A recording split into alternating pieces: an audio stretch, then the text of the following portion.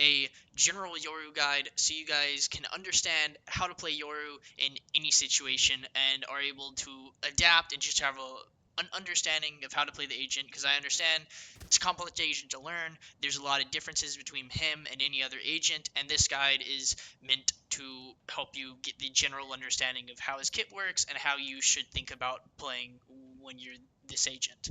The map I'm choosing is Haven. These concepts are not specific to Haven. These concepts are meant to apply to every single map. This is just the map I chose for the example in the video.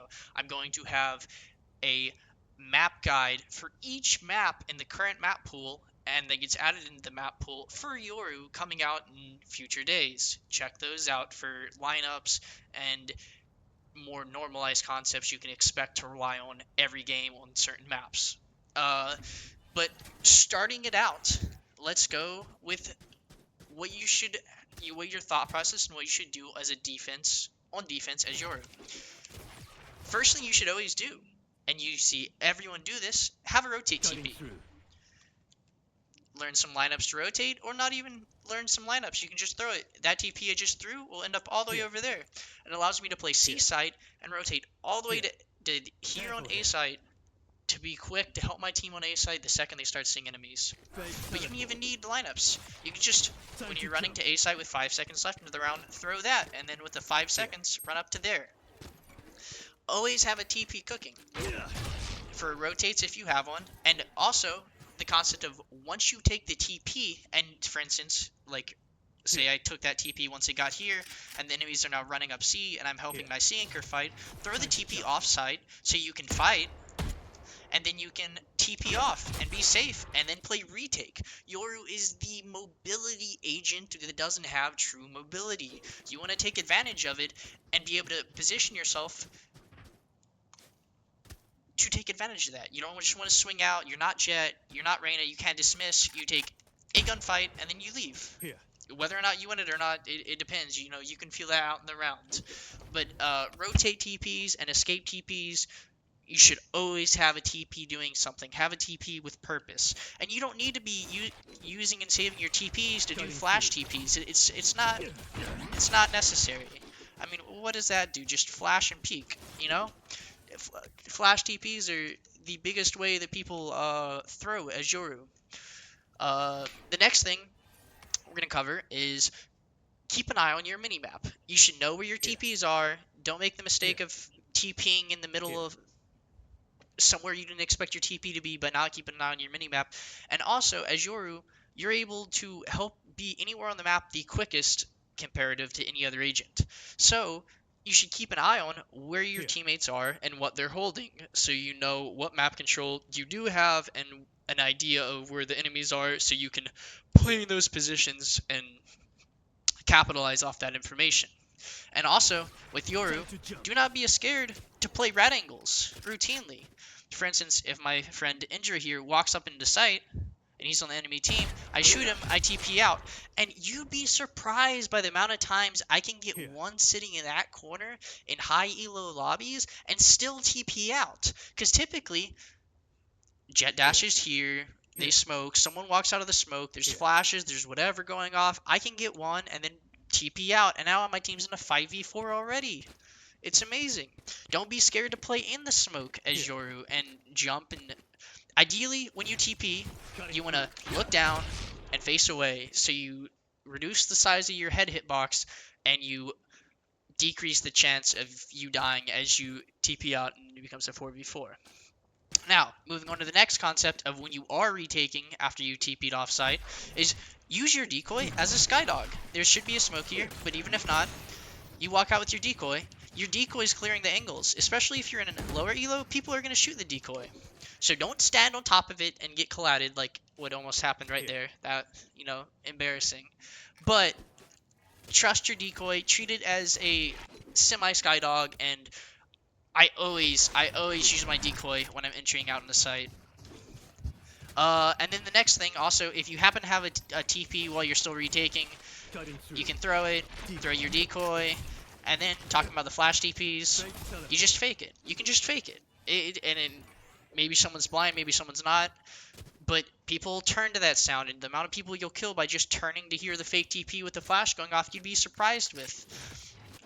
And we'll talk about when to take flash TPs at a little bit later in this video. And now we're going to switch to the attack. Oh, yeah, we'll cover that later. We're going to switch to the attack concepts. Did I miss anything, Andrea, you can think of? Maybe flashes, maybe... I'm gonna cover the flashes on the box on the Okay. general thing. So yeah, when we cover flashes, it comes to. For attack, you are not a true duelist. Yoru is not a movement duelist. True duelists are Raze, Jet, people that gain space in a safe way. Yoru is not one of these people. Yoru is like an initiator pseudo duelist type guy. Don't be thinking of him as the equivalent of Raze and Jet, and that's a whole different video and talking about secondary roles inside the primary role of duelist, sentinel, initiator. But don't think of yourself as a hard entry. You're not a hard entry when you're playing Yoru. And the next thing is, going off of that, be creative with your lineups. Don't rely on the same thing. Like, this is a common spot that I love to flash DP to. But don't do this multiple times. You don't have to do it multiple times. And you're going to start getting fried once you start playing people that possess a brain and are like, Yoru's TP'd her twice already. I'm just going to pre-aim that and shoot it when his flash goes off. You can flash right here. You can entry literally in the middle of the site. You can entry in the middle of the site. You can flash TP there. You can literally any box you can see as cover, you can TP to. Don't confine yourself to the only spots you know about with the lineups. You can flash TP out into the middle of the thing and it doesn't matter. It's the space that you create that is the real value from it. And throwing the mix-ups in it is important to keep your enemies guessing where you're going to be at. Also, let's talk about, because I know all your remains know, a game where anything you do, every TP you take, you flash TP and you die.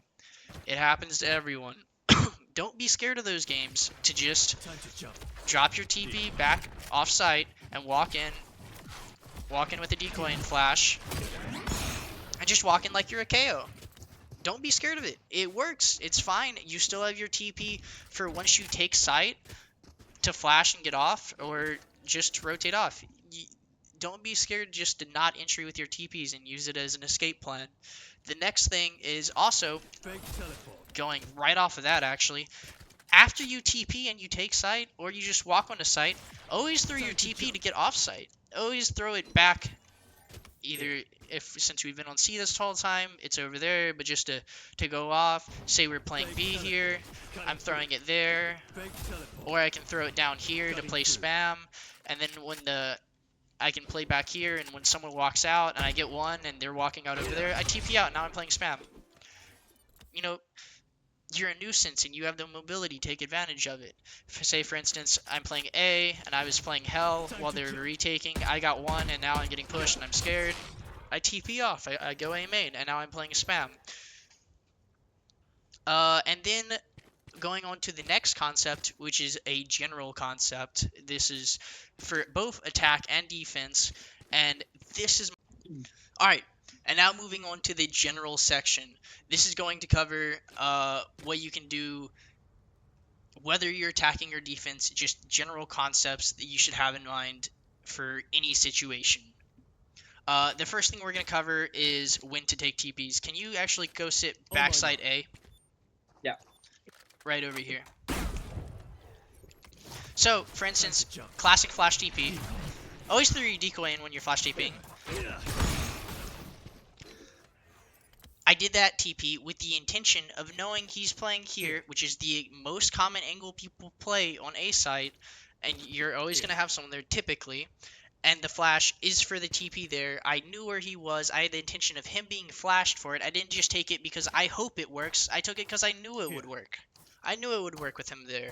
And that's not even the best flash TP in the world. I'm just using it as an example. I know. But that's one reason you can take a TP. If you have confidence of where the enemy's playing and you are flashing with the intent to blind the person on the common angle and take the TP to follow up with it. The only other time you should take a TP, for instance, is when it's fucking stupid. Like, say, for instance, when you're in a 1v1 and you're fighting this guy, I'm not actually trying to shoot you, and you think he's going to think it's a fake TP, and you just take a fucking dry TP behind him. Because a lot of the time when people are in 1v1s with a Yoru, and a sound just fucking goes off behind them, they don't turn around. I've gotten the freest kills of my life of just TPing next to someone and shooting him in the back of the head, and they look... It's crazy. It's great. And now we're going to cover flashes in general. Your flashes, whenever you see these double stacked boxes, they're 4 meters high, 3 meters high, around that. They flash right above it. They're perfect flashes for anyone on the other side that aren't obviously immediately on the other side of it. He's gonna flash me too, so you can get an image of what it's like. The reaction time for it's really hard. It's a very strong flash and something you should always be looking to play around when you're playing Yoru and have a flash. And going off of that, we're going to talk about good to great flashes. So, a good flash is like this. You bounce it off, it goes out a little bit, and you're able to peek with it. You get a little bit blind with it, but it's alright. Try when you're flashing to make it so there's as little bounce from it off the wall to go through the wall, go off the wall, so that you have as little reaction time as possible to be hit by it, or to turn away from it. That's one thing you can do to improve your flashes. Another is whenever you have smokes anywhere, you can flash off the wall out of the smoke like that. And that's really strong. You can flash literally just straight down at the ground, and it'll pop right above where the smoke is, because the smoke is typically right around that 3 meter height as well. So that's very strong. All 3 of those are pretty decent flashes. Now, the best types of flashes you can come up with that you can use are flashes like this, where you swing and you don't even have to turn. You don't get blind at all, and people get so blind. This is a god flash. And he'll go over there just to show it, but I don't have to turn it. I don't see it at all, and he's blind as a kite, and it's great. And I can swing out farther to make sure I don't get sprayed as people see me right before they're unblind. But those are the flashes you want to look for. There's tons of situations where you can do this. Also, this isn't as good, but this is still a good flash. You can just flash off things behind you. Be adaptive with your flashes. Look for situations where you can flash behind an object and it's not going to blind you, but it's going to blind, like for instance right here. This is a god flash. Anyone swinging down there is blind as fuck. It's free. Any situation, and this is in countless spots on countless maps, and just whatever situation, and it's up to you to figure them out. Like, that's good. This isn't as good, but it's still good. It's just everywhere. They're all over the place. And then the last thing we're going to cover is we're going to cover the decoy boost that you may or may not know about. So for instance, you can jump on top of here. You can use your decoy to set your TP higher than what you normally are able to. And now I'm able to get up here as Yoru. And when the enemy team retakes or the attacking team peeks, they're like, why is Yoru on top of that box? How did he get up there? Watching here. You just set your TP down, you drop your TP, and you can do this in your ult or not. Oh, other thing I forgot to mention. When you flash, they do not see your flash until it bounces. They only see it from the point it bounces. So, for instance, if I'm playing CT and I want to make it look like I'm long, I can go like, if they're retaking, for instance, I can go and flash like this. And he'll hear it from long. It'll sound like it's from long.